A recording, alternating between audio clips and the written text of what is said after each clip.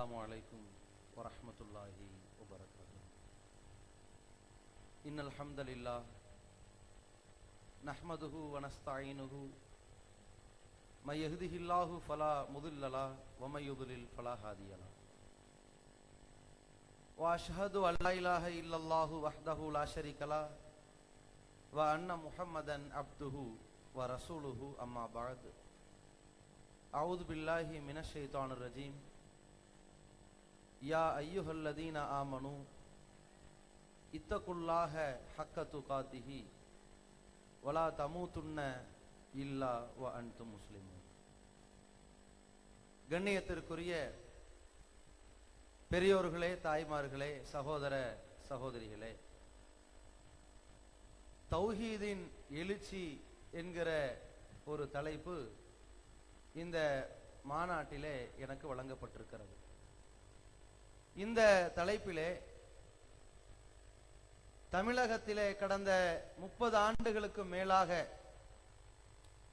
தமிழ்நாடு தௌஹீத் ஜமாத் ஏகத்துவ பிரச்சாரத்தையும் தூதுத்துவ பிரச்சாரத்தையும் முன்னெடுத்து சென்று எப்படிப்பட்ட எழுச்சியை அல்லாஹ் ரப்புல் ஆலமீன் வழங்கி இருக்கின்றான் என்பதையும், அதனால் ஏற்பட்டிருக்கிற புரட்சியும் வளர்ச்சியை பற்றிய பல்வேறு வரலாற்று தகவல்களையும் உங்களுக்கு விளக்கிச் சொல்வதற்காக இந்த தலைப்பு வழங்கப்பட்டதாக நீங்கள் புரிந்து கொள்ளக்கூடாது.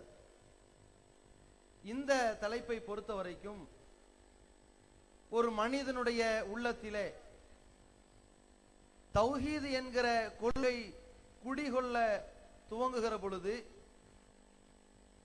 பிறகு அவருடைய இல்லத்திற்கு இந்த பிரச்சாரம் முன்னெடுத்து வைக்கப்படுகிற பொழுது, அதையும் தொடர்ந்து சமுதாயத்திலே இந்த ஏகத்துவ பிரச்சாரத்தை அவர் எடுத்துரைக்கிற பொழுது சந்திக்கின்ற எல்லா பிரச்சனைகளையும் அவர் எதிர்கொண்டதற்கு பிறகுதான் இந்த சமுதாயத்திலே மிகப்பெரிய ஒரு எழுச்சி வரும்.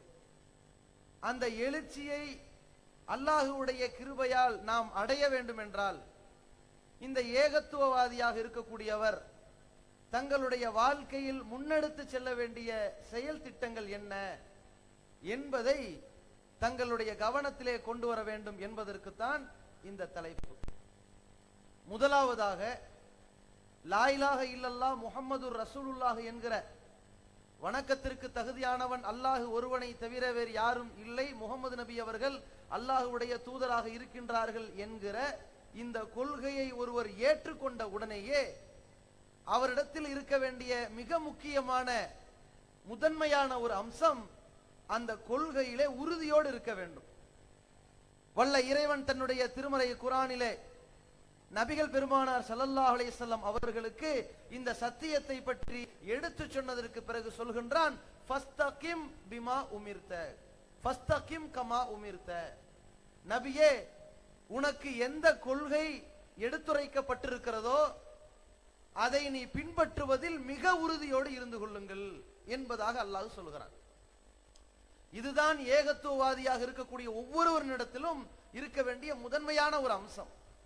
அதனால் தான் அல்லாஹ் தன் திருமறையிலே குறிப்பிடுகின்றான், இன்னல்லதீன காலு ரப்புனல்லாஹு, அல்லாஹுதான் எங்கள் இறைவன் என்று சொல்லி, சும்மஸ்தகாமு, அதிலேயே மிக தெளிவாக மிக உறுதியோடு யார் இருக்கிறார்களோ, ஃபலா ஹவுஃபுன் அலைஹிம் வலாஹும் யஹ்ஸனூன், அவர்களுக்கு எந்த பயமும் கிடையாது, அவர்கள் கவலைப்படவும் மாட்டார்கள் என்று அல்லாஹ் ரப்புல் ஆலமீன் அந்த இறை நம்பிக்கையோடு அந்த கொள்கை உறுதியையும் சேர்த்து சொல்கிறார்.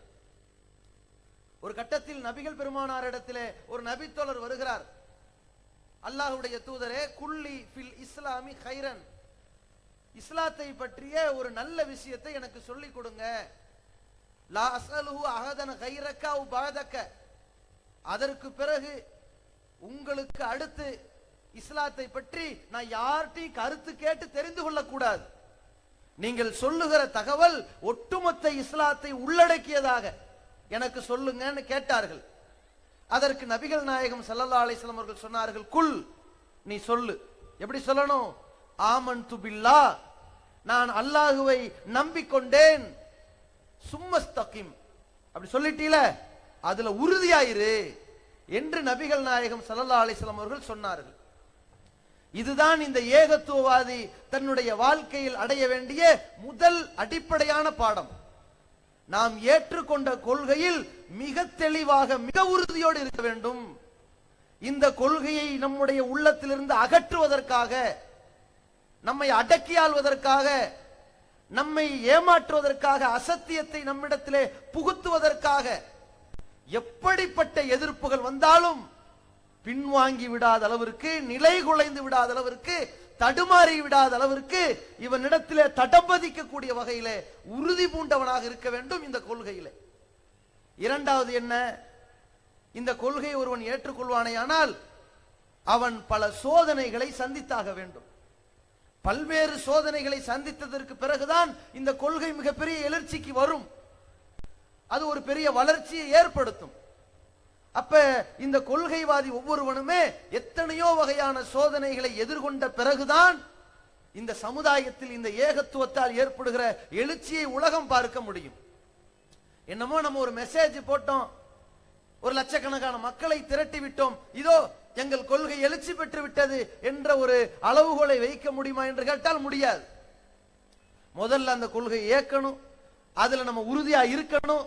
அதை ஏற்றுக்கொண்ட காரணத்தினால் சந்திக்கிற பிரச்சனைகள் இருக்கிறது. நம்முடைய பெற்றோர்கள் எதிர்ப்பார்கள், நம்முடைய பிள்ளைகள் எதிர்ப்பார்கள், நம்முடைய சொந்தங்கள் பகைப்பார்கள், நம்முடைய ஊரே சேர்ந்து ஊர் நீக்கம் பண்ணும், ஜமாத்துல புறக்கணிப்பார்கள், தூக்கி எறிவார்கள், திருமண தப்தரில் பதிவு செய்ய இடம் தர மாட்டேன் என்று மறுப்பார்கள், அடக்கத்தலத்தில் உனக்கு இடம் கிடையாது என்று நம்மை புறக்கணிப்பார்கள். பலதரப்பட்ட பிரச்சனைகள் வருகிறதே, என்னடா இது இப்படி ஒரு கொள்கை என்று நினைத்து விடக் கூடாது. இந்த ஏகத்துவ கொள்கை என்றால் அதற்கு ஒரு பியூட்டி இருக்கிறது. இந்த ஏகத்துவ கொள்கை ஏற்றுக்கொண்டால் சோதனைகள் கண்டிப்பாக வரும். வந்தால் வரலாம் என்றல்ல, வரும். அதை நீ எதிர்கொண்டு ஆக வேண்டும். அல்லாஹ் சொல்கிறான், வல நபுலு வன்னக்கும் பிஷையின், எப்படியாவது எதையாவது வைத்து உங்களை நாம் சோதித்தே தீர்வோம். மினல் ஹௌஃபி, அது பயமாக இருக்கலாம், வல் ஜூஇ, பசியாக இருக்கலாம், ஒன் அக்ஸிம் மினல் அம்வாலி, செல்வத்தின் வீழ்ச்சியாக இருக்கலாம், வல் அன்ஃபுசி, உயிரிழப்பாக இருக்கலாம், வஸ்ஸமராத்தி, விளைநிலங்கள் மிகப்பெரிய பாதிப்பை ஏற்படுத்துகிற வகையில் இருக்கலாம், வ பஷ்ஷிரி சாபிரீன், இங்கே சகித்துக் கொள்ளக்கூடியவர்களுக்கு நற்செய்தி சொல்லுங்கள். இப்படியெல்லாம் நாங்கள் சோதிப்போம் என்று அல்லாஹ் சொல்கிறான். ஒரு கட்டத்திலே ஒரு நபித்தோழர் வருகிறார், அல்லாஹ்வின் தூதரே, நான் இந்த சத்திய மார்க்கத்தை ஏற்றுக்கொள்ள விரும்புகிறேன். வருகிறார். நபிகள் பெருமானார் ஸல்லல்லாஹு அலைஹி வஸல்லம் அவர்கள் சொல்கிறார்கள், நீ சத்தியத்தை ஏற்க போகிறாயா, இந்த தௌஹீதை ஏற்க போகிறாயா, தெரிந்து கொள்ளு, பள்ளமான இடத்தை நோக்கி வெள்ளம் வந்து விழுவதை போல உன்னுடைய வாழ்க்கையில் சோதனைகள் வரும். பொறுத்துக் கொள்வாயா, சகித்துக் கொள்வாயா? பொறுத்துக்கிறேன், அப்பவா உள்ள கூப்பிட்டார்கள் ரசூலுல்லாஹ். அந்த மாதிரி இஸ்லாத்துல ஒருவன் தன்னை இணைத்துக் கொள்வானே ஆனால் அவன் எதிர்கொள்ள வேண்டிய மிக முக்கியமான அம்சம், பல சோதனைக்கு நாம் ஆளாக்கப்படுவோம். அந்த சோதனைகளை எதிர்கொண்டதற்கு பிறகுதான் அது சாதனைகளாக மாறும் என்பதை ஒவ்வொருவனும் புரிந்து கொள்ள வேண்டும். அதற்குத்தான் அல்லாஹ் நமக்கு இப்ராஹிம் அலைஹிஸ்ஸலாம் அவர்களை அழகான ஒரு முன்னோடியாக ஆக்கி இருக்கின்றான். ஃபத்தபி மில்லத்த இப்ராஹிம் ஹனீஃபா, நபிகளாரை பார்த்து அல்லாஹ் சொன்னான், நபியே, இந்த இப்ராஹிமுடைய மார்க்கம் இருக்கிறதே அதை பின்பற்று. அசத்தியத்திலிருந்து சத்தியத்தின் பக்கம் சாய்ந்து கொண்டாரே அந்த இப்ராஹிமுடைய மார்க்கத்தை பின்பற்று. ஏன்? அவருடைய வாழ்க்கை தான் இந்த ஏகத்துவ எழுச்சிக்கான ஒரு இலக்கணமாக இருந்தது. இந்த கொள்கையை ஏற்றுக்கொண்டதற்காக ஒட்டுமொத்த ஊர் சனமே சேர்ந்து அவரை உதாசீனமாக பேசினார்கள். எதிர்கொண்டார். பெற்றோர் அவரை விரட்டி அடித்தார், எதிர்கொண்டார். அந்த நாட்டினுடைய அரசாங்கமே அவரை தூக்கி வீசியது நெருப்பு குண்டத்திலே, எதிர்கொண்டார். இந்த கொள்கை ஏற்றுக்கொண்டால் எதிர்ப்புகள் வரும், சோதனைகள் வரும், அது சகஜம். அதை எதிர்கொண்டால் தான் பிறகு எழுச்சி வரும் என்பதை இப்ராஹிம் அலைஹிஸ்ஸலாம் அவர்கள் புரிந்து வைத்தார்களே, அந்த இப்ராஹிமை பின்பற்றி என்று நபிகளாருக்கு அல்லாஹ் சொல்லிக் கொடுத்தான். நபிகளாருக்கும் கூட ஒரு ஆச்சரியம் இருந்தது. உதாரணத்திற்கு, அந்த மக்காவிலே ஹிரா என்ற பகுதியிலே ஜிப்ரீல் அலைஹிஸ்ஸலாம் அவர்களை முதலிலே சந்தித்து விட்டார்கள். சந்தித்த உடனேயே இக்ரா பிஸ்மி ரப்பிக்கல்லதி கலக் என்ற இறைவசனங்கள் வந்து விட்டது. தூதராக்கப்பட்டார்கள். கதீஜா ரலியல்லாஹு அன்ஹா அவர்கள் நபி அவர்களை அழைத்து சென்று வரக்கா பின் நௌஃபல் இடத்திலே கொண்டு செல்கிறார்கள். வரக்கா பின் நௌஃபல் அவர்கள் நபி அவருடைய நிலைமையை பார்த்துவிட்டு பிறகு சொன்னார்கள், இந்த சமுதாயத்தவர்கள் உங்களை விரட்டி அடிப்பார்கள், உங்களை சமூக பகிஷ்காரம் செய்வார்கள், உங்களை துன்புறுத்துவார்கள். அந்த நேரத்தில் நான் உங்களுக்கு உதவி செய்யக்கூடியவனாக இருக்கக்கூடாதா என்று வரக்கா பின் நௌஃபல் அவர்கள் ஒரு ஆதங்கப்பட்டாரே. அப்பொழுது நபிகளார் கூட ஆச்சரியப்பட்டு கேட்டார்கள், இந்த சமுதாய மக்களா என்னை எதிர்க்க போகிறார்கள்? இவர்களா என்னை புறக்கணிக்க போகிறார்கள்? ஆமாம், அதான் நடக்கும். எதிர்க்கப்பட்டார்கள். எந்த காபத்துல்லாவை புதுப்பிக்க வேண்டும் என்பதற்காக நபி அவர்கள் சிறுபிராயத்திலே அதை கட்ட வேண்டும் என்பதற்கு செங்கற்களை சுமந்தார்களோ, அந்த பெருமானார் ஸல்லல்லாஹு அலைஹி வஸல்லம் அவர்கள் அந்த காபாவில் நுழைய முடியாத அளவிற்கு புறக்கணிக்கப்பட்டார்களே, எதிர்க்கப்பட்டார்களே.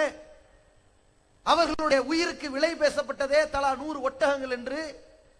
அவரை சிறைபிடிக்கலாமா, படுகொலை செய்யலாமா, அல்லது நாடு கடத்தலாமா என்று சதித்திட்டங்கள் தீட்டப்பட்டதே. பிறகு தப்பித்து தலைமறைவாகி அங்கே அகதியாக மதீனாவிற்கு போனாரே, இத்தனை சோதனைகள் வருமா என்று ஆச்சரியத்தோடு எதிர்கொண்டார்கள் நபிகள் நாயகம். அல்லாஹ் சொல்லிவிட்டான், சுன்னத மன் கத் அர்சல்னா கபலக மிர் ருசுலினா. நபியே, வராதுன்னு நினைச்சிட்டு இருக்கிறீங்களா? உங்களுக்கு முன்னால் வந்த எல்லா இறை தூதர்களுக்கும் பல சோதனைகள் வந்தது. அதற்கு பிறகுதான் இந்த எழுச்சி வரும். இது நம்முடைய வழிமுறை. இந்த மாதிரியான வழிமுறையில் தான் இஸ்லாம் வளரும். நீங்களும் பல சோதனைகளை சந்திப்பீர்கள், அதை எதிர்கொள்வீர்கள். இதற்கு மாற்றமாக வேற விதமான இஸ்லாம் கிடைக்காது உங்களுக்கு. ஃபலா தஜிதலி சுன்னத்தினா தஹவீலா. இந்த வழிமுறையில் எந்த மாற்றமும் இருக்காது. எதிர்ப்பு வரும், சோதனை வரும், அடி வரும், ஊர் நீக்கம் வரும், அதற்கு பிறகு எழுச்சி வரும். இதைத்தான் நபிகளாருக்கு அல்லாஹ் சொல்லிக் கொடுத்தான். எனவே இந்த ஏகத்துவத்தை ஏற்றுக்கொண்டிருக்கிற எந்த சகோதரனாக இருந்தாலும் சகோதரியாக இருந்தாலும் புரிந்து கொள்ளுங்கள், நீங்கள் நாம் ஏற்றிருக்கிற இந்த கொள்கையை எதிர்த்து மிகப்பெரிய சோதனைகளை இந்த உலகத்தில் சந்திப்போம். அதை எதிர்கொள்ளக்கூடிய மனப்பக்குவம் இருக்க வேண்டும். அதற்கு நம் இடத்தில் இருக்க வேண்டிய மிக முக்கியமான ஒரு அம்சமாக அல்லாஹ் சொல்லி தந்திருப்பது சகிப்புத்தன்மை இருக்க வேண்டும். எந்த அளவிற்கு? நபிகள் பெருமானார் ஸல்லல்லாஹு அலைஹி வஸல்லம் அவர்கள் பல வகையான எதிர்ப்புகளை சந்திக்கிறார்கள். சில நேரங்களில் மிகப்பெரிய சங்கடத்திற்கு ஆளானார்கள். காபத்துல்லாவிற்கு செல்கிறார்கள், தொழுகிறார்கள்.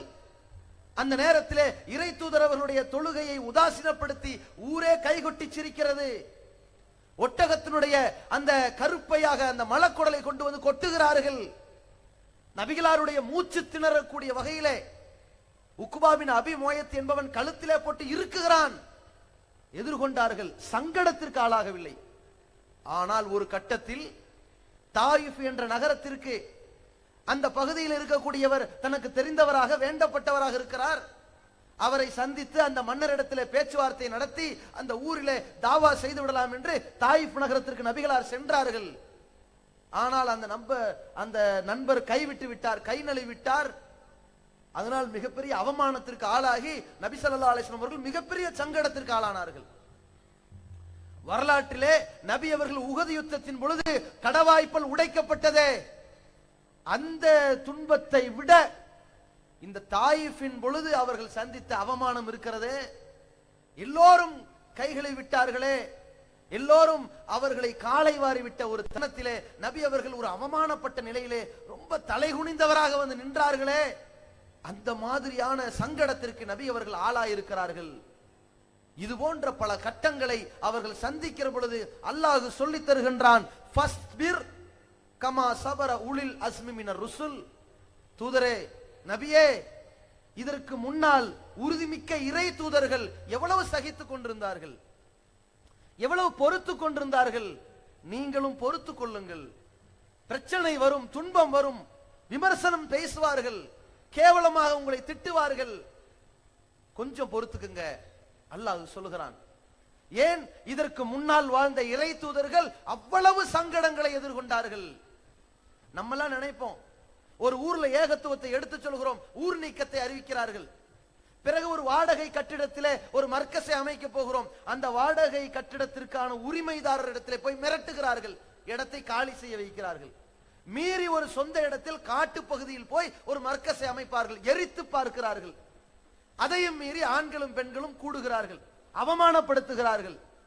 ஏகத்துவத்தை ஏற்றுக்கொள்கிற சகோதரர்களை அச்சுறுத்துகிறார்கள். எவ்வளவு பிரச்சனைகள் என்று நாம் நினைக்கின்றோம், பயப்படுகின்றோம். ஆனால் ஏதோ ஒரு ஊரில் இந்த பிரச்சனை என்றால் குரல் கொடுப்பதற்கு கொள்கை சொந்தங்கள் கொள்கை குன்றுகளாக குவிந்து விடுகிறார்கள்.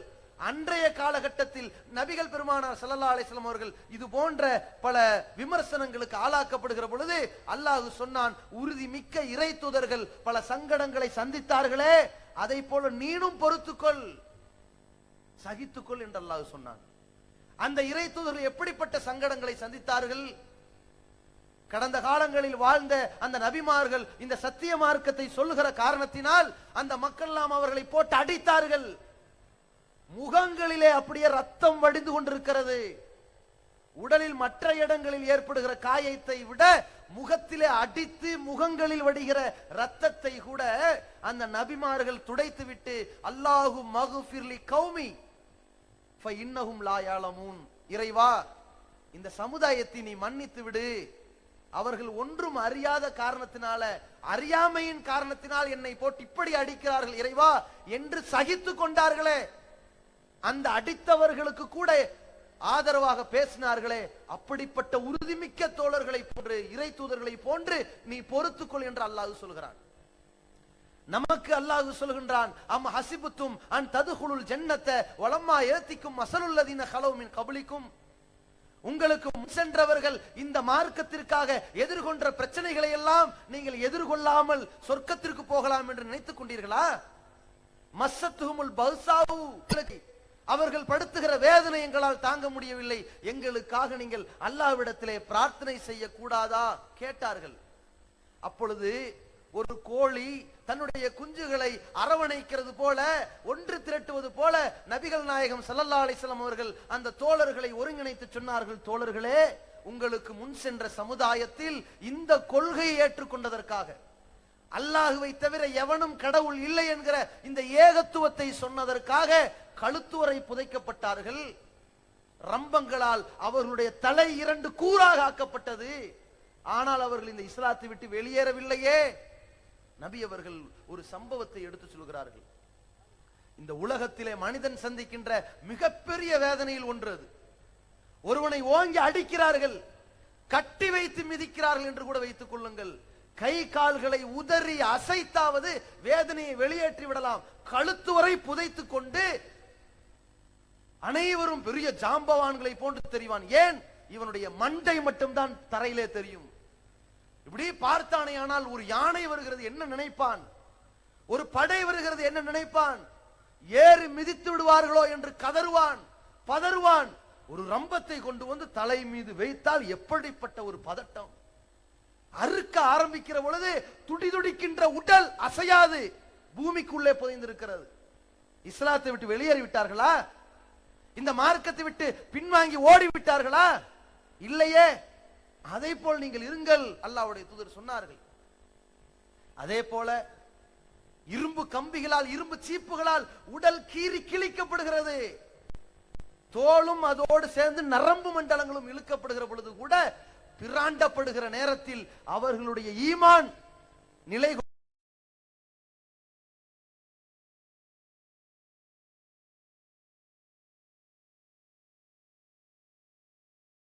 குலைந்ததா? இல்லையே. நீங்கள் சகித்துக் கொள்ளுங்கள், பொறுத்துக் கொள்ளுங்கள், அல்லாஹ்வுடைய உதவி வரும். நபிகள் பெருமானார் ஸல்லல்லாஹு அலைஹி வஸல்லம் அவர்கள் ஆறுதல் வார்த்தை பார்ப்பார்கள். இப்படிப்பட்ட பல வகையான எதிர்ப்புகள் ஒரு வகை.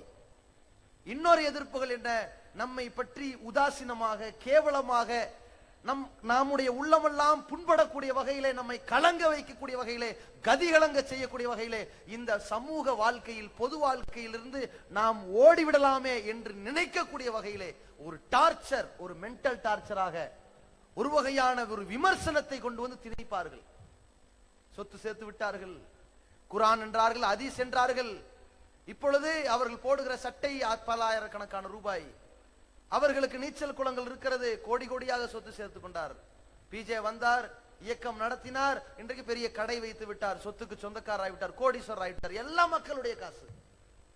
எப்படி பேசுகிறார்கள்! இப்படி எத்தனையோ வகையான விமர்சனங்கள், அவமானப்படுத்தி அவர்களை பற்றி அலங்கோலமாக பேசி, அவர்களுடைய இல்லத்து பெண்களை பற்றி ஒரு மானங்கெட்ட தகாத வார்த்தைகளை எல்லாம் பிரயோகம் செய்து இந்த சமுதாயத்தில் தௌஹீது பிரச்சாரத்தை முன்னெடுத்து செல்ல ஒருத்தன் வரக்கூடாது. பேசுவார்கள். ஒரு சில ஊர்களிலே இந்த ஏகத்துவ பிரச்சாரத்தை முன்னெடுத்து செல்லக்கூடிய ஒரு சகோதரன் என்ன பேசுகிறார்கள்? ஆண்களும் பெண்களும் பள்ளிவாசல்ல உங்களுக்கு என்னடா வேலை? எப்படி? நபிகள் பெருமானார் அவர்கள் காலத்திலே அல்லாஹ்வுடைய தூதர்கள் அனுமதி கொடுத்திருக்கிறார்கள். லா தம்னவு இமா அல்லாஹி அனில் மசாஜிதில்லா, பள்ளிவாசலில் பெண்கள் அனுமதி கேட்டால் அவர்களை அனுமதி கொடுங்கள், தடை செய்து விடாதீர்கள், தடுத்து விடாதீர்கள் என்று சொன்னார்களே. இந்த நபி வழியை உயிர்ப்பிக்க வேண்டும் என்று பெண்கள் பள்ளிக்கு வருகிறார்கள். இங்கே ஆண்களும் பெண்களும் சேர்ந்து விபச்சார விடுதி நடத்தி கொண்டிருக்கிறார்கள் என்று நம்மை பற்றி ரொம்ப விரசலாக பேசிய கூட்டம் எத்தனை பேர் அவமானப்படுத்துகிறார்களே. அதையும் காது கொடுத்து கேட்டுவிட்டு எப்படி ஒரு பெண் தன்னுடைய வீட்டை தாண்டி படி தாண்டி பள்ளிக்கு வருவாள்? இப்படி பேசுவார்கள். இது நடக்கும். இது இன்று நேற்று அல்ல, எல்லா காலகட்டத்திலும் நடக்கும்.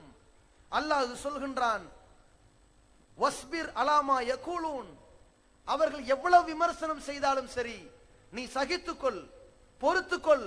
வஹ்ஜுரும் ஹஜ்ரன் மலி ஜமீலா, அவர்களை அப்படி கண்ணியமான முறையில் கண்டுக்காம போய்கிட்டே இரு. இந்த மார்க்கத்தை சொல்கிற பொழுது 4 பேர் 4 விதமா பேசிக்கிட்டே இருப்பான். நீ எதை செய்தாலும் குறை சொல்வார்கள். கண்டுக்காத. மாநாடு போட்டா ஏன் இப்படி பண்ணாங்க, இதுக்கே அவ்வளவு செலவு, பொதுக்கூட்டம் போட்டா ஏன் இதுக்கு அந்த செலவு, 10 பொதுக்கூட்டம் போற ஒரு மாநாடு போட்டா என்ன என்று கேட்பார்கள். ஒரு மாநாடு போட்டால் பார்த்தீர்களா எவ்வளவு வெட்டி செலவு, அதற்கு பதிலாக 50 தெருமுனை கூட்டம் போடலாமே, எல்லோருக்கும் தாவா செய்யலுமே. எதை செய்தாலும் பேசுவார்கள். நம்முடைய பிரச்சாரம் யாரிடத்திலும் எடுத்து சொல்லக்கூடாது, எடுத்து சென்று விடக்கூடாது என்பதற்கு தொடர்ச்சியான விமர்சனங்கள் வரும். கண்டுகொள்ளாமல் பொறுத்துக் கொள்ளுங்கள். அல்லாஹ் சொல்கிறான், வல தஸ்மஉன்ன மினல்லதீன ஊத்துல் கிதாப மின் கப்லி, இதற்கு முன்னால் வேதம் கொடுக்கப்பட்டார்களே அவர்களிடத்தில் சில வாசகங்களை நீங்கள் செவி கேட்பீர்கள். ஒமினல்லதீன அஷ்ரகு அதன் கசீரா, இணை கற்பித்தவர்கள் கூட உங்களை கேவலமான முறையில் அருவருக்கத்தக்க வார்த்தைகளால் உங்களை விமர்சிக்கத்தான் செய்வார்கள். இப்ப இஸ்லாத்தை கொச்சையாக முகநூற்களிலே பதிவு செய்யக்கூடியவன், பரப்பிவிடக்கூடியவன் என்ன பேசுகிறான்? எப்படிப்பட்ட வார்த்தைகள்! நாமெல்லாம் பாகிஸ்தான்காரர்கள், பன்றிஸ்தான்காரர்கள் பேசுகிறார்கள். இவர்கள் பைத்தியங்கள், மூடர்கள், பன்றிகள் என்று நம்மை அவமானப்படுத்துகிறார்கள். நபிகள் பெருமானாரை கொச்சையாக பேசுகிறார்கள்.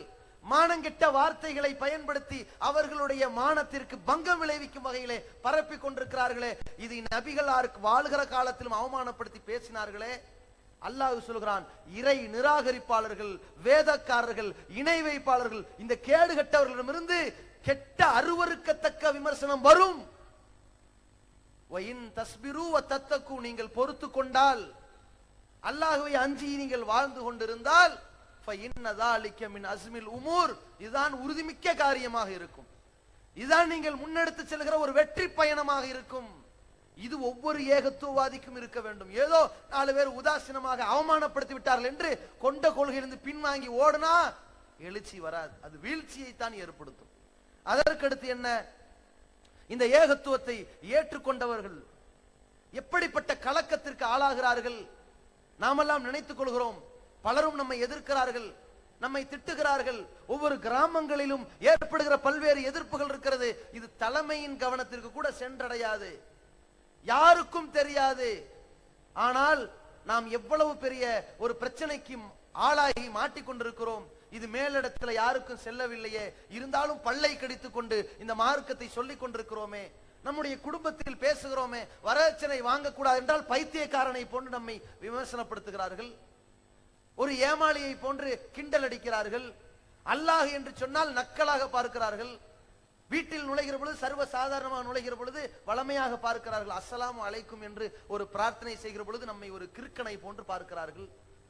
இது மாதிரியான எத்தனை மார்க்கத்தை எடுத்து சொல்கிற நேரத்தில் சில உறவினர்கள் இருக்கிறார்கள், வாயை திறந்து வெட்டிடும், வெளியே போடா அப்படின்றாங்க. சில உறவினர்கள் இருக்கிறாங்க, எல்லாத்தையும் 1 மணி நேரம் காது கொடுத்து கேட்டுவிட்டு எல்லாம் சரிதான், ஏட்டு சுரக்காய் கறிக்கு உதவுமா, வேலையை பாடுறா போடா என்று சொல்வார்கள். சில பேர் இருக்கிறார்கள், ஒன்னும் பிரச்சனை இல்லப்பா, உனக்கு இப்ப துடிக்கிற வயசு, ஒரு 50 வயசு ஆகட்டும், அப்புறம் வந்து சொல்லு என்று அனுப்பிவிடுவார்கள். சில பேர் இருக்கிறார்கள், நீங்க சொல்றது சரிதாங்கன்னு சொல்லிவிட்டு அவர்களுடைய கொள்கையில் தெளிவாக பாவத்தை செய்து கொண்டிருப்பார்கள். அவ்வளவு பேருடைய நடவடிக்கைகளை பார்த்தால் ஒரு மனம் புண்படுமே. இதை அல்லாஹ் பார்த்து கொண்டிருக்காம இருக்கான்னு நினைச்சிருக்கிறோமா? அல்லாஹ் பார்த்து கொண்டுதான் இருக்கிறான்.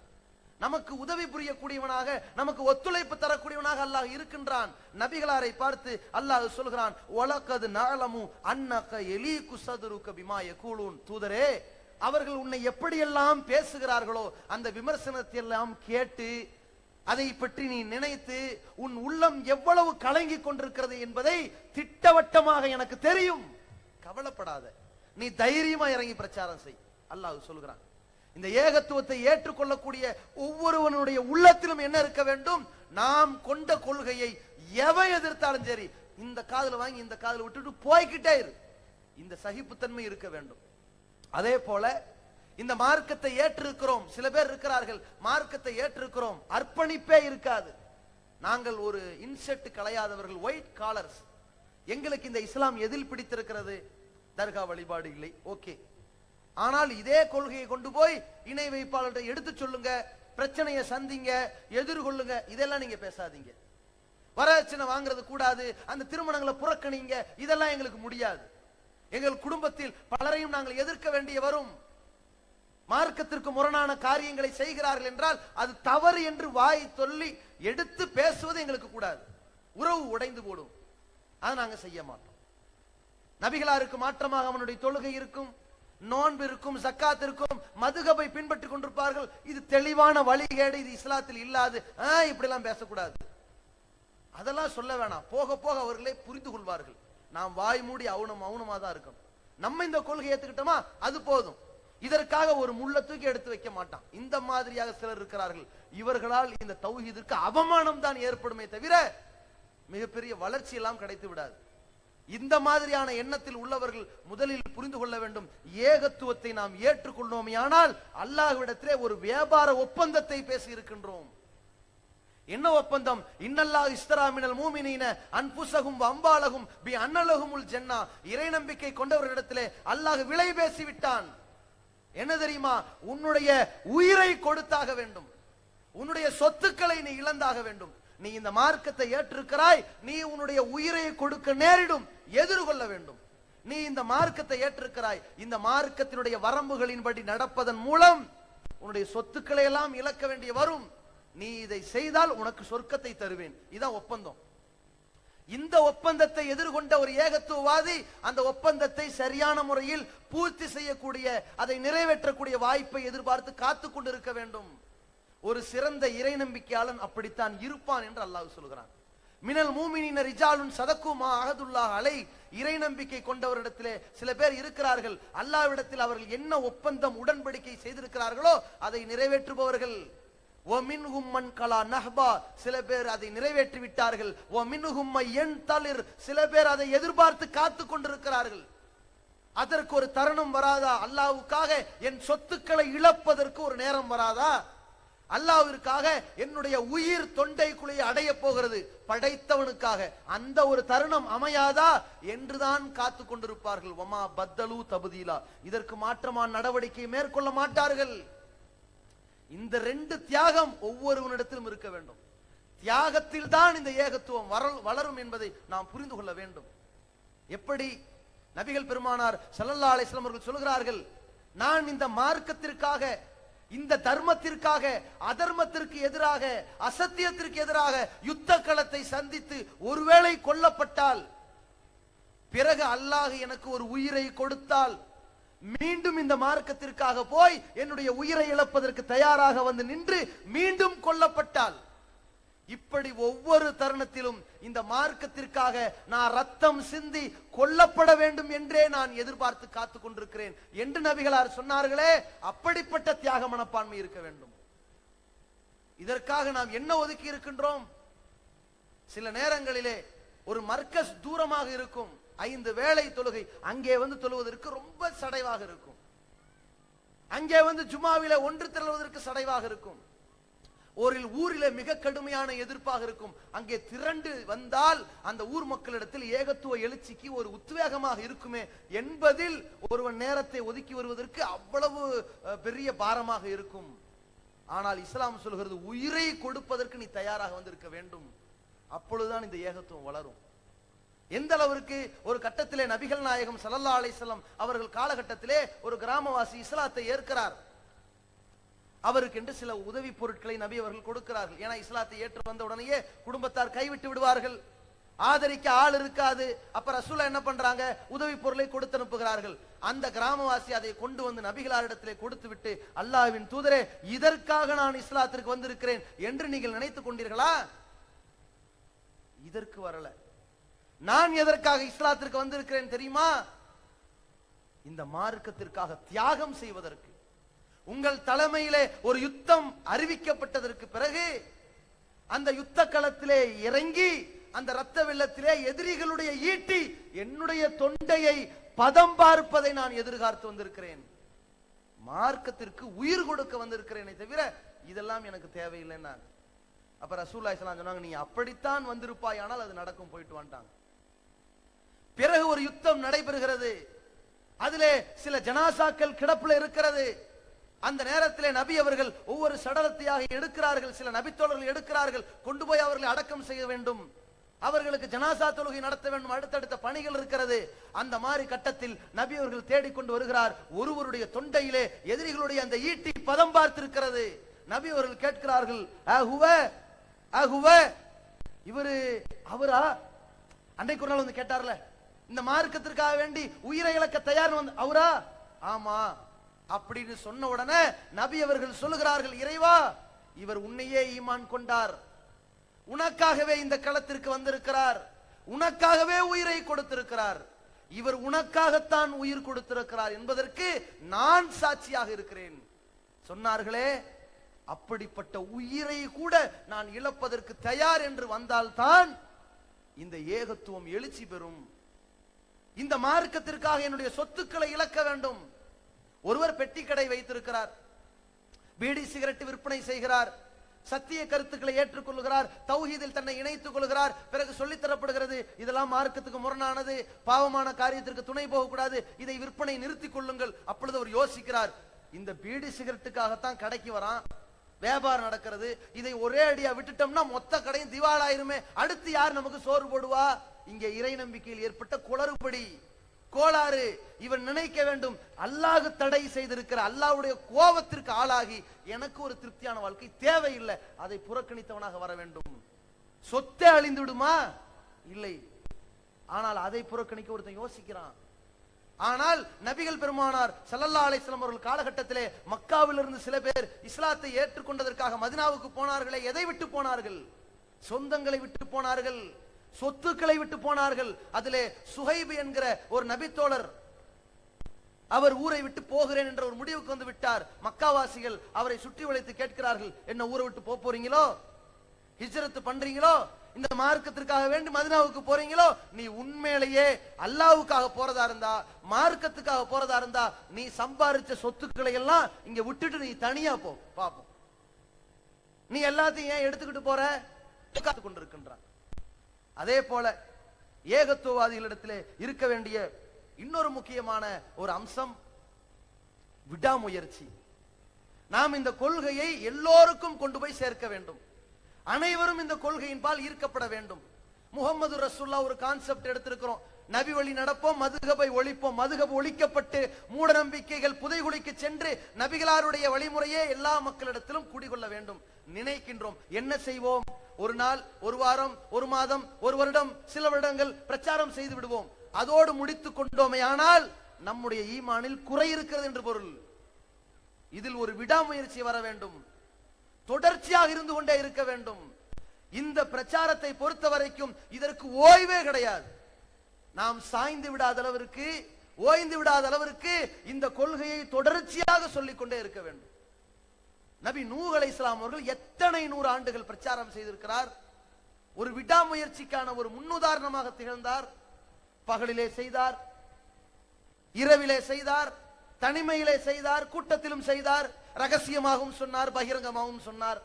எப்படியெல்லாம் சொல்ல முடியுமோ, ஒரு நாள் அல்ல, ஒரு மாதம் அல்ல, ஒரு வருடம் அல்ல, பல 100 வருடங்கள் பிரச்சாரம் செய்திருக்கிறாரே. அவருடைய விடாமுயற்சி சிந்தித்து பாருங்கள்.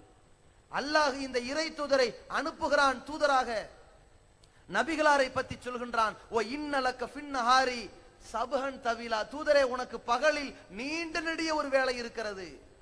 ஏகத்துவத்தை எடுத்துரைக்கின்ற பணி இருக்கிறதே, அது ஒரு நீண்ட நெடிய வேலை பகல் இருக்கிறது, போய் பாரு.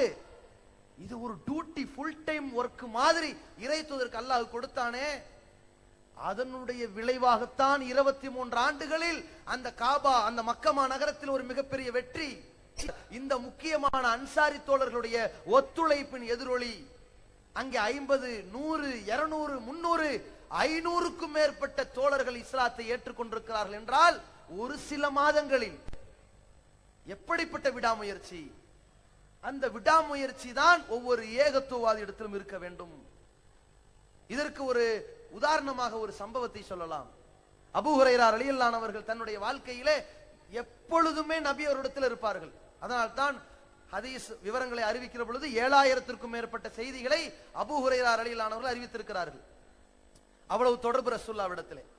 அதிகமான நேரங்களில் நபி அவரிடத்தில் இருந்தாலும் கூட நாம் எந்த சத்தியத்தை ஏற்றுக்கொண்டதற்காக சுவன பூஞ்சோலையில் நுழைய போகிறோமோ அதில் என்னுடைய தாயும், என்னுடைய தந்தையும், என்னுடைய பிள்ளைகளும், என்னுடைய சொந்தமும் உள்ளே நுழைய வேண்டும் என்கிற ஒரு ஆவல் அந்த அபூ ஹுரைராவுக்கு இருக்கிறது. அப்பொழுது அவருக்கு ஒரு தாயார் இருக்கிறார். அவருடைய தாயாரிடத்திலே தினசரி சொல்லிக் கொண்டிருக்கிறார். ஒவ்வொரு நாளிலும் அபூ ஹுரைரா அவருடைய உடல் தோற்றத்தில் பார்த்தால் தட்டுனா கீழே விழுந்து விடுவார். சில நேரங்களில் உமர் அவர்களை சந்திப்பார்கள். உமர் லைட்டா நெஞ்சில் ஒரு தட்டு தட்டி டொப்புன்னு கீழே விழுந்துடுவார். அவ்வளவு பலவீனம், மனதில் அவ்வளவு பலம். அந்த அபூ ஹுரைரா ரலியல்லாஹு அவர்கள் தன்னுடைய தாயிடத்திலே தொடர்ச்சியாக பிரச்சாரம் செய்கிறார்கள், நீங்கள் அல்லாஹ்வை ஏற்றுக்கொள்ளுங்கள், தூதரை பின்பற்றுங்கள் என்று. ஒரு கட்டத்துல இவன் தொல்லை தாங்க முடியல என்று அவருடைய தாயார் நபிகள் பெருமானாரை பற்றி மிக கீழ்த்தரமாக திட்டி அனுப்பிவிட்டார்கள். அபூ ஹுரைரா ரலியல்லாஹு அவர்களுக்கு அதை தாங்கிக் கொள்ளுகிற மனம் இல்லாததால் கலங்கி கண்ணீர் வடித்து நபிகளார் இடத்திலே வருகிறார்கள். இறை தூதரே, என்னுடைய தாயாரின் நேர்வழிக்காக நீங்கள் அல்லாஹ்விடத்தில் பிரார்த்தனை செய்யுங்க கேட்டார்கள். ஏன் அவ்வளவு தொடர் முயற்சி செய்கிறோம்? இன்னைக்கு நபிகளாரையே அவமானப்படுத்தி பேசி அனுப்பிவிட்டார்கள், மனசு தாங்கல. இருந்தாலும் நீங்கள் அல்லாஹ்விடத்திலே ஒரு பிரார்த்தனை செய்யுங்கள். இணை வைப்பாளர்களுக்கு நேர்வழி கேட்டு பிரார்த்தனை செய்யலாம், பாவ மன்னிப்பு தான் கேட்க முடியாது. ரசூல்லா கேட்டாங்க, அல்லாஹு மஹ்தி உம்மா அபீ ஹுரைரா, இறைவா அபூ ஹுரைராவுடைய தாயாருக்கு நீ நேர்வழி காட்டு கேட்டார்கள். பிறகு அபூ ஹுரைரா அவர்கள் விட்டார்களா? சனிய எவ்வளவு தடவை சொன்னாலும் விளங்க மாட்டேங்குது, ஜென்ம புத்திய செருப்புல அடிச்சாலும் திருந்தாது என்று ஒதுங்கி கொண்டாரா? என்ன செய்தார்? மீண்டும் போய் பிரச்சாரம் செய்கிறார். அந்த கட்டத்தில் அவருடைய தாயார் இந்த மார்க்கத்தை ஏற்றுக்கொள்கிறார். மிகப்பெரிய ஆனந்தம். முன்னால் கவலையில் அழுத அபூ ஹுரைரா ஆனந்தத்தில் கண்ணீர் வடித்து ஓடுகிறார் நபிகளார் இடத்திலே. அல்லாஹ்வின் தூதரே, எனக்காக, என் தாயாருக்காக நீங்கள் அல்லாஹ்விடத்திலே பாவ மன்னிப்பு தேடுங்கள், பிரார்த்தனை செய்யுங்கள். என்னுடைய தாயார் இஸ்லாத்தை ஏற்றுக்கொண்டார்கள் என்று சொன்னார்களே, அவருடைய வாழ்க்கையில் மிகப்பெரிய ஒரு உச்சகட்டம் என்ன, இவ்வளவு பெரிய சந்தோஷம், மகிழ்ச்சி என்ன, ஒரு எழுச்சி என்ன? நான் ஏற்றுக்கொண்ட கொள்கையை என் தாயார் ஏற்றிருக்கிறார். என்னை 10 மாதம் சுமந்து என்னை பெற்றெடுத்து எனக்கு பாலூட்டி சீராட்டி வளர்த்தெடுத்தாலே அவள் நரக கொள்ளிக்கட்டையாக மாறவில்லை, சொர்க்கத்தின் பூஞ்சோலைக்கு வரக்கூடிய பாக்கியத்தை அல்லாஹ் கொடுத்திருக்கிறான் என்கிற மகிழ்ச்சி. அது மாதிரியான ஒரு எழுச்சியை ஒருவன் அடைய வேண்டும் என்று சொன்னால் விடாமுயற்சி இருக்க வேண்டும். அந்த விடாமுயற்சியின் விளைவாகத்தான் இந்த சமுதாயத்தில் ஏகத்துவ எழுச்சி பெறும் என்று நாம் எல்லோரும் புரிந்து கொள்ள வேண்டும். அடுத்து ஒரு ஏகத்துவ இடத்திலே இருக்க வேண்டிய மிக முக்கியமான ஒரு அம்சம் தைரியம் இருக்கும். கோழைத்தனம் இருக்கக்கூடாது. சகிப்புத்தன்மை இருக்கலாம், ஆனால் அசத்தியவாதி நம்மை எதிர்க்கிறார்கள் என்றால், நம்மிடத்தில் கேள்விகள் கேட்கிறார்கள் என்றால், நம்மை கிடுக்கு பிடிக்க பார்க்கிறார்கள் என்றால், அவர்களை எதிர்கொண்டு பதில் சொல்வதற்கு தயவுதாட்சணை இல்லாமல் நாம் தைரியத்தோடு எதிர்கொள்ளக்கூடியவனாக இருக்க வேண்டும். அவர்கள் எல்லோரும் சேர்ந்து விட்டார்கள், எதிர்த்து விட்டார்கள், ஊர் நீக்கம் செய்து விட்டார்கள், சமரசமாகி விடலாமே, அட்ஜஸ்ட் பண்ணி போயிடலாமே, விட்டு கொடுத்து விடலாமே என்று போனால் அல்லாஹ்வுடைய மார்க்கத்தில் காம்ப்ரமைஸ்ங்கிற பேச்சுக்கே இடம் இருக்கக்கூடாது. அதுல எவன் என்னை கம்பல்சரி பண்ணாலும் சரி, வலியுறுத்தினாலும் சரி, அழுத்தம் கொடுத்தாலும் சரி, ஆட்டி படைக்க நினைத்தாலும் சரி, அடங்க மாட்டேன், அடங்க மறுப்பேன், அத்துமீறுவேன் என்று வர வேண்டும். எப்படி? அல்லாஹ் சொல்கின்றான், இன்னா நஹ்னு நஸல்னா அலைக்கல் குர்ஆன தன்சீலா, நபியே முஹம்மதே, நான் தான் உனக்கு குர்ஆனை இறக்கி வைத்திருக்கின்றேன். ஃபஸ்பிர் லிஹுக், தீர்ப்பு வரும் வரை கொஞ்சம் பொறுத்து கொண்டிரு. அதற்கு பிறகு அந்த இறுதியிலே குறிப்பிடுகின்றான், வலா துத்தில் மின்ஹும் ஆசிமன் அவ் கஃபூரா, இந்த காபிர்கள், இந்த இறை நிராகரிப்பாளர்கள், இந்த பாவிகள், இவர்கள் யாருக்கும் நீ கீழ்ப்படிந்து விடக் கூடாது, சரண்டர் ஆயிராத, சரணாகதி ஆயிராத என்று அல்லாஹ் சொல்கிறான் என்றால் ஒரு தைரியம். அசத்தியவாதிகள் எவ்வளவு கோடி பேர் வந்தாலும் சரி, நாங்கள் ஒரு ஜோடியாக இருந்தாலும் கூட சரி பரவாயில்லை, 2 பேராகவோ 4 பேராக இருந்தாலும் சரி, எங்கள் உள்ளத்தில் இருக்கிற ஈமானை ஆட்டி படைக்க எவனுக்கு அருகதை இல்லை என்று அசத்தியவாதிகளை எதிர்கொள்ளக்கூடியவனாக இருக்க வேண்டும். தாவா செய்கிறோம், ஏற்றுக்கொள்ளவில்லையா? அழகிய அறிவுரை மூலம் எடுத்துரைக்கிறோம், ஏற்றுக்கொள்ளவில்லையா? தர்க்கம் செய்ய வருகிறானா? விவாதத்தை எதிர்கொள்கிறோம். காரண காரியத்தோடு, அறிவுபூர்வமாக, நியாயத்தோடு தர்க்கம் செய்ய யார் வருகிறானோ அவனை விவாதத்தோடு எதிர்கொள்கிறோம். சிலர் முட்டுச்சந்தில் கத்திக் கொண்டிருப்பார்கள், அவர்களை கண்டுகொள்ளாமல் விடுவதுதான் அறிவுடைமை. பொதுவாக விவாதிக்க தயார் என்று ஒரு களத்தில் வருகின்றான், இதை எடுத்துச் சொல்கிறோம், அவனிடத்தில் விவாதிக்கின்றோம், அவனிடத்தில் சத்தியத்தை எடுத்து பேசுகிறோம், அவனிடம் இருக்கிற அசத்தியத்தை தோலுறுத்தி காட்டுகிறோம் என்றால், அதனால் ஒரு பெரும் கொண்ட சமுதாயம் சத்தியத்தை ஏற்கின்ற ஒரு முகாந்திரம் இருக்கிறது என்றால், அதை எதிர்கொள்ளக்கூடியவனாக ஒரு ஏகத்துவாதி இருக்க வேண்டும். பிறகு வருகிறான் ஒரு சாப பிரமாணம், வா ஓன் கொள்கை சரியா ஏன் கொள்கை சரியா, அல்லாஹ்விடத்திலே சத்தியம் போட்டு விடுவோம், உன்னுடைய கொள்கை சரி என்றால் அல்லாஹ் என்ன நாசமாக்கட்டும், ஏன் கொள்கை சரி என்றால் ஒன்ன நாசமாக்கட்டும், கேட்டுவிட கூப்பிடுகின்றான். அப்பொழுது இவன் பதறிவிட்டானே ஆனால், பின்வாங்கி விட்டானே ஆனால், இந்த ஏகத்துவ கொள்கை வீழ்ச்சி அடைந்து விடும். அதை எதிர்கொள்ள வேண்டும். அல்லாஹ் சொல்லித் தருகின்றான், கது கானத்திலக்கும் உஸ்வத்துன் ஹசனத்துன் ஃபி இப்ராஹீம வல்லதீன மாஹு, இப்ராஹிம் இடத்திலும் அவர்களோடு வாழ்ந்த மக்களிடத்திலும் உங்களுக்கு அழகான ஒரு முன்மாதிரி இருக்கிறது. என்ன தெரியுமா? இது காலூலி கௌமிகும் இன்னா புராவும் மின்கும் ஓ மிம்மா தாபூதுன மின் தூனில்லா.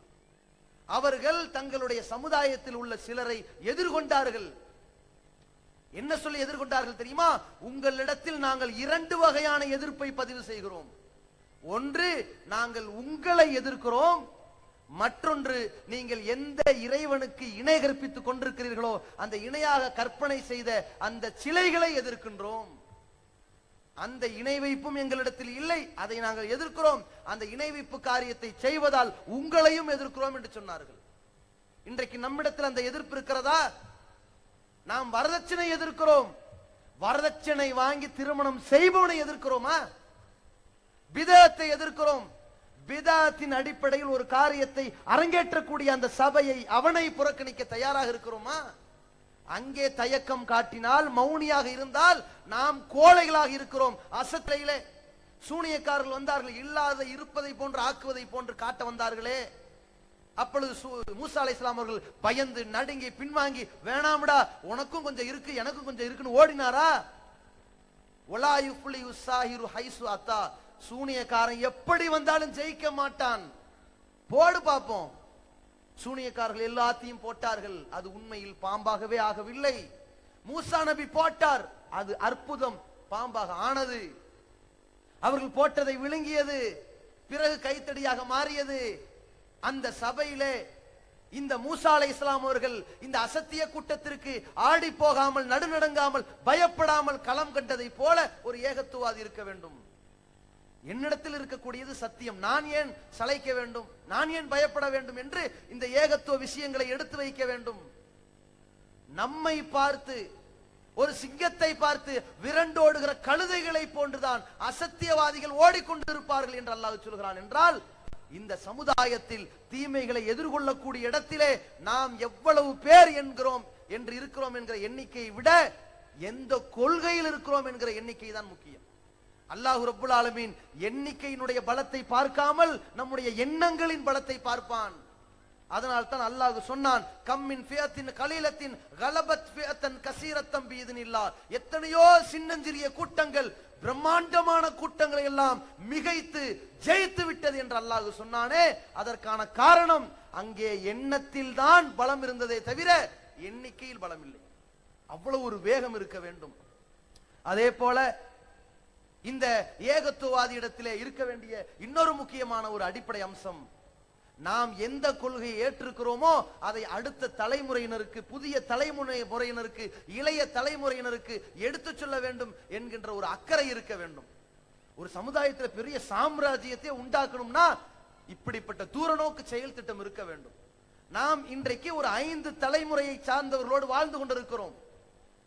நம்முடைய தகப்பனுடைய தந்தை பாட்டனார் அவர்களுடைய தலைமுறை இருக்கு, நம்முடைய தகப்பனார் இருக்கிறாரு, அவங்க தலைமுறை இருக்குது, நம்ம இருக்கிறோம், நம்ம பிள்ளைங்க இருக்காங்க, நம்முடைய பேர பிள்ளைங்க வருவார்கள். 5 தலைமுறையை சந்திக்கிற ஒரு வாய்ப்பை அதிகமானவர்கள் பெறுவார்கள். இந்த 5 தலைமுறையினர்களுக்கும் இந்த சத்தியத்தை சொல்லக்கூடிய வகையில் நாம் எல்லா வழிவகை செய்திருக்கிறோமா? ஏகத்துவத்தை சொல்லி இருக்கிறோமா? நாம் ஏற்றிருக்கிற இந்த குர்ஆன் சுன்னா இதை பற்றி அடிப்படை விஷயங்கள், இதனால் ஏற்பட்ட பிரச்சனைகள், இதை எதிர்கொண்ட வரலாறுகள், இத்தனை விஷயங்கள், நபிமார்களுடைய அந்த தியாகங்கள், இவை அனைத்தையும் நம்முடைய பிள்ளைகளுக்கு ஊட்டி வளர்த்தோமா? இது ஏகத்துவவாதி இடத்தில் இருந்தால்தான் நமக்கு பின்னால் கூட அது எழுச்சி அடையலாம். நம்முடைய காலத்தில் அது முடக்கப்பட்டாலும் கூட, நாம் விரட்டப்பட்டாலும் கூட, நாம் எதிர்க்கப்பட்டாலும் கூட, பிற்காலத்தில் இந்த ஏகத்துவம் ஒரு எழுச்சி அடைகிற நிலை வருமே. அப்பொழுது நம்முடைய பிள்ளை ஏகத்துவவாதியாக இருக்க வேண்டுமா, இணை வைப்பாளனாக இருக்க வேண்டுமா? நம்முடைய பிள்ளை ஏகத்துவவாதியாக இருக்க வேண்டும் என்றால் நாம் நம் கண்முனையில் நம்முடைய பிள்ளைகளை எப்படி வார்த்தெடுக்க வேண்டும். ஒரு கட்டத்திலே நபி அவர்கள் சொல்கிறார்கள், பின்னால் ஒரு காலம் வரும், அந்த காலகட்டத்திலே கல்வி அறிவு இந்த இஸ்லாம் இல்லாமல் போய்விடும் என்றார்கள். உடனே ஒரு நபி தோழர் சொல்கிறார், கைஃப யகூனு யா ரசூலல்லாஹ், அல்லாஹ்வின் தூதரே அது எப்படி நடக்கும்? நஹ்னு நக்ரவுல் குர்ஆன், நாங்கள் குர்ஆனை ஓதுகிறோம், வ நுக்ரியுஹு அப்னானா, எங்கள் குழந்தைகளுக்கு ஓதி கொடுக்கிறோம், வ யுக்ரி அப்னாவுனா அப்னாஹும், எங்கள் குழந்தைகள் அவர்கள் குழந்தைகளுக்கு ஓதி கொடுப்பார்கள். காலம் காலமாக சங்கிலி தொடராக குர்ஆனை ஓத ஓத ஓத எப்படி அழியும் கேட்டார்கள் அந்த நபி தோழர்கள். ஒரு நம்பிக்கை, நாங்கள் எந்த மார்க்கத்தை ஏற்றுக்கிறோமோ அதை கரெக்டா சொல்லி கொடுத்துருவோம் என்கிற நம்பிக்கை. அப்பொழுது நபி அவர்கள் சொன்னார்கள், ஓதி கொடுத்தால் மட்டும் பத்தாது, குர்ஆனை ஓதி மனப்பாடம் செய்து கொண்டால் பத்தாது. அமா தரா அன்னல் யகூதவன் நசாரா, நீங்கள் யூத நசாராக்களை பார்க்கவில்லையா? யக்ரவுன தௌராத் வல் இன்ஜீல், அவர்கள் தௌராத் இன்ஜீலை ஓதிக்கொண்டுதான் இருக்கிறார்கள்.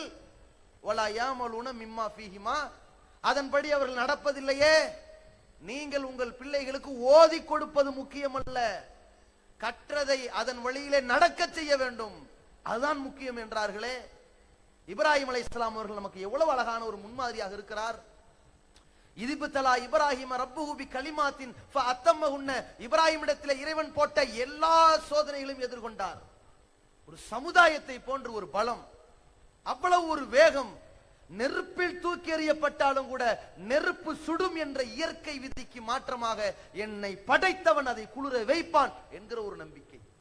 தூக்கி எறியப்பட்ட பொழுதும் கூட நிலை குலையாத இப்ராஹிம் அலைஹிஸ்ஸலாம் அவர்களை பார்த்து அல்லாஹ் சொன்னான், இன்னி ஜாயிலுக லின்னாசி இமாமா, மனித குலத்திற்கே உன்னை முன்னோடியாகி விட்டேன், நீ ஒரு முன்னோடி, நீ தான் மாடல், ரோல் மாடல்.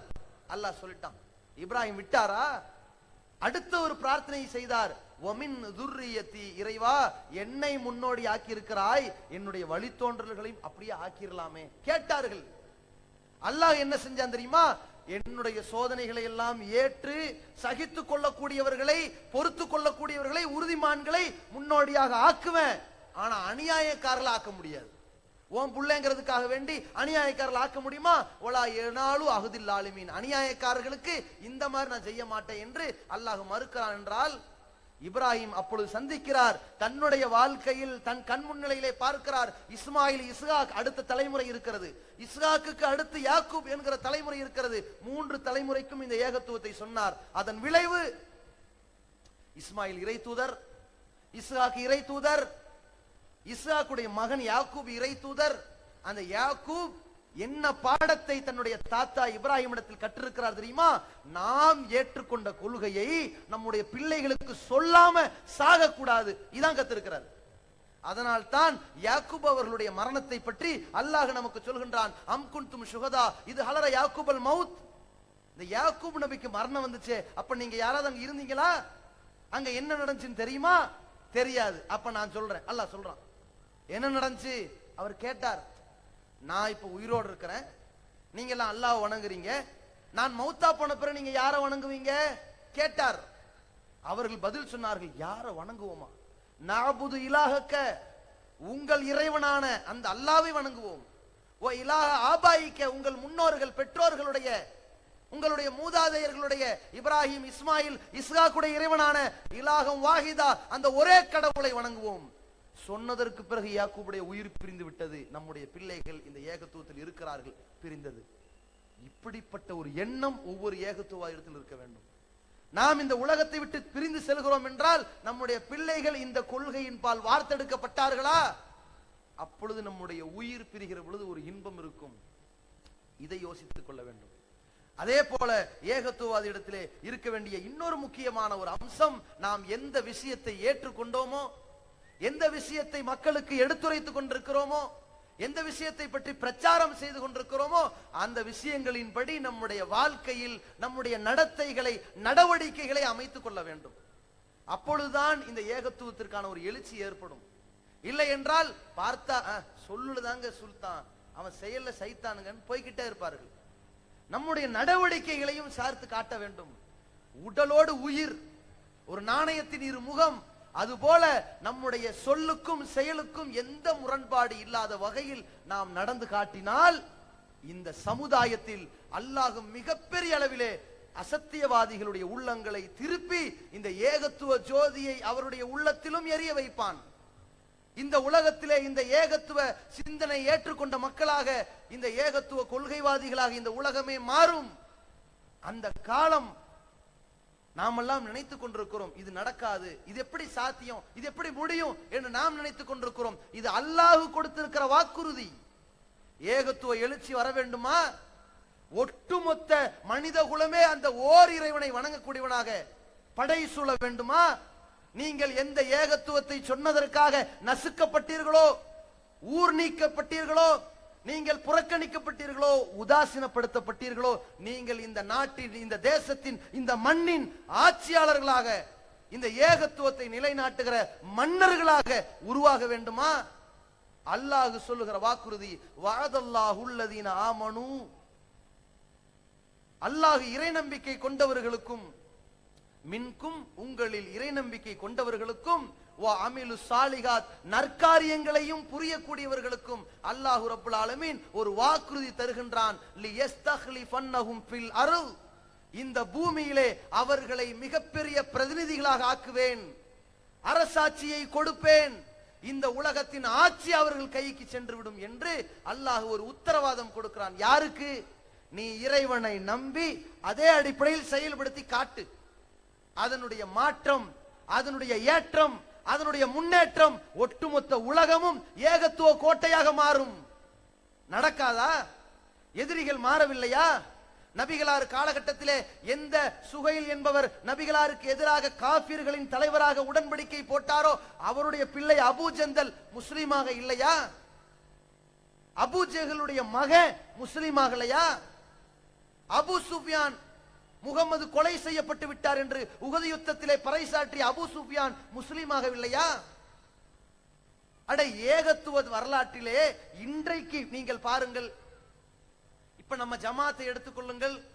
இந்த ஜமாத்தினுடைய பல்வேறு அறிஞர்கள் இருக்கிறார்கள். எங்கிருந்து வந்தார்கள்? ஏகத்துவத்தை பற்றி சொல்லித் தருகிற ஒரு மதரசாக்களில் கற்றறிந்து மார்க்கத்தை சொன்னார்களா?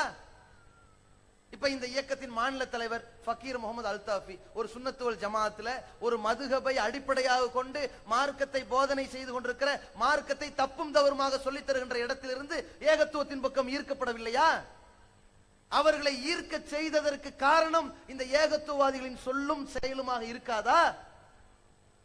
எம்ஐ முகமது சுலைமான் அவர் என்ன ஏகத்துவத்தினுடைய அந்த வாடையிலேயே பிறந்து வளர்ந்தவரா? 20 ஆண்டுகளாக நான் பிஜே அவர்களை விவாதத்துக்கு அழைத்தேன். பிஜே ஓடிக்கொண்டிருக்கிறார் என்று ஓடிக்கொண்டே இருந்த சைஃபுத்தீன் ரஷாதி இருக்கிறாரே, அவருக்கு மாணவராக இருந்தவர் தான் இந்த எம்ஐ சுலைமான். பிஜேக்கு அப்பப்போ ஒரு கடிதம் வரும் சைஃபுத்தீன் ரஷா இடத்துல, நான் உங்களோடு விவாதம் செய்திருந்தால் அப்படி வைக்க வேண்டும், இப்படி வைக்க வேண்டும், அங்கே வைக்க வேண்டும், இங்கே வைக்க வேண்டும் என்று ஏராளமான நிபந்தனைகளை போட்டு அப்படியே குழப்பத்தை உண்டாக்கி ஆக மொத்தம் விவாதம் இப்ப நடக்காது என்று தப்பித்து ஓடுகிற கடிதங்களை உருவாக்கி கொடுப்பவர் யார்? சைஃபுத்தீன் ரஷாதிக்கு எம்ஐ சுலைமான் தான்.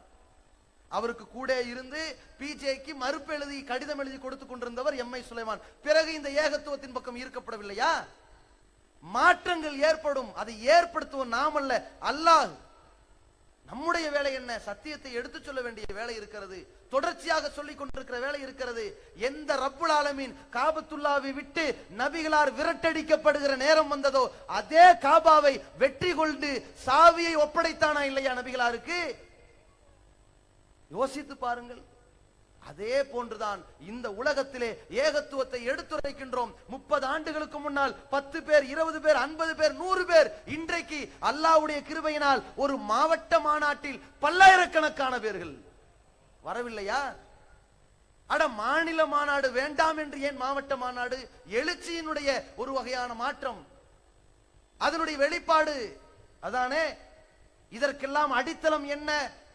இதற்கு முன்னால் இந்த ஏகத்துவத்தை சொன்னவர்கள் தமிழகத்தின் ஒரு கிளையாக இருந்தவர்கள் இன்றைக்கு 800க்கும் மேற்பட்ட கிளைகளாக இருந்து கொண்டு தமிழகத்திலும் வெளி மாநிலங்களிலும் வெளிநாடுகளிலும் தமிழ் பேசக்கூடிய மக்களிடத்தில் இந்த ஏகத்துவ எழுச்சியை அல்லாஹ் உண்டாக்கி இருக்கிறான் என்றால், இந்த ஏகத்துவவாதிகளிடத்தில் ஒரு சிலரிடத்தில் இருந்த அந்த கொள்கை உறுதி, அந்த சகிப்புத்தன்மை, அந்த அசத்தியவாதிகளை எதிர்கொள்ள ஒரு தைரியம், இந்த மாதிரியான பல உத்வேகமும் பல காரணிகளும் தான் இந்த தமிழகத்திலே மிகப்பெரிய அளவிலே தமிழகத்தையே புரட்டி போடுகின்ற ஒரு தௌஹீது எழுச்சியை அல்லாஹ் கொடுத்திருக்கிறான் என்பதை நாம் புரிந்து கொண்டு, இது இந்த சமுதாயத்தின் எழுச்சிக்கும் வளர்ச்சிக்கும் முடிவு அல்ல, இது ஒரு தொடக்கம் என்பதை ஒவ்வொருவரும் விளங்கிக் கொள்ள வேண்டும்.